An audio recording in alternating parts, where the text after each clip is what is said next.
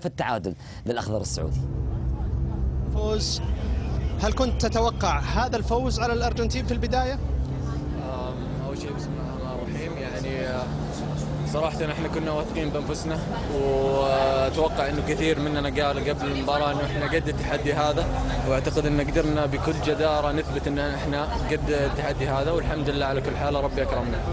وبالنسبة للهدف، هل كان في شعور انك بتسجل هدف وبهذه الطريقة؟ والله شوف، انت كمهاجم ودك كل مباراة تسجل فيها هدف. طبعا الواحد زي ما قلت لك اذا اشتغل، اذا اشتغل وحط الامكانيات كلها اللي لتحقيق الشيء اللي هو يبغاه، اعتقد انه ما في شيء مستحيل. الان دائما حتى المدرب كان يتكلم يقول بالنسبة للمباراة الأولى هي اللي بتخلينا نشوف وش طموحنا في هالمونديال، انتم وش طموحكم صار بعد الفوز على الأرجنتين؟ طبعا طموح هو الوصول لدوري ال16. احنا عدينا خطوة أولى. ودي بس يعني أنبه على نقطة، احنا لسه ما تأهلنا، احنا بقينا مباراتين. يعني ممكن نفرح اليوم، بكرة نرجع عندنا بقينا مباراتين، ويعني بعد الفوز هذا حرام الصراحة أننا ما نتأهل، وإن شاء الله نحن قادرين على هالشيء. صالح الشهري مهاجم المنتخب السعودي، شكرا جزيلا. شكرا صالح، شكرا لكل زملائك اللاعبين على هذا الأداء المشرف والقتالي والنموذج الذي هم والله والله والله رجال. نذهب مباشرة إلى إيرفي رينارد، المدير الفني للمنتخب السعودي، الذي يفترض أن يكون واحد من أكثر السعداء بعد انتصار المنتخب السعودي في هذه المباراة. So coach, do you think Argentina underestimated Saudi Arabia before the match and that's why they lost? I think they were motivating.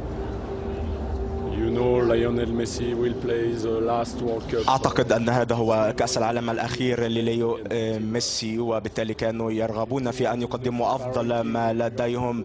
أنت رقم 51 في تصنيف الفيفا وتواجه المنتخب الثالث. أعتقد أن هذه هي الرياضة، دائما يمكن أن تقلص الفجوة في بعض الأحيان. يمكن أن تلعب هذه المباراة 10 مرات، ومن الممكن ألا تفوز في 9 مرات وتفوز في مرة واحدة، وهذا ما حصل اليوم. كما قلت من قبل، يمكن لا تعرف أبدا ما الذي يمكن أن يحصل، ولكن أعتقد أن كنا نصرنا في كثير من الأمور في هذه المباراة، والسعودية هي بالتأكيد هي كبيرة باسمها وبفعلها وبعملها وبمنتخبها وبحكامها أيضا. عندما نذهب أيضا إلى سعود عبد الحميد مشاهدينا الكرام لنستمع ماذا قال بعد نهاية هذه المباراة. عبد الحميد لاعب المنتخب السعودي، مبروك مبروك هذا الفوز وهذا الانتصار في بداية المشوار. هل كنت تتوقع أنت شخصيا أن المباراة راح تنتهي بفوز المنتخب؟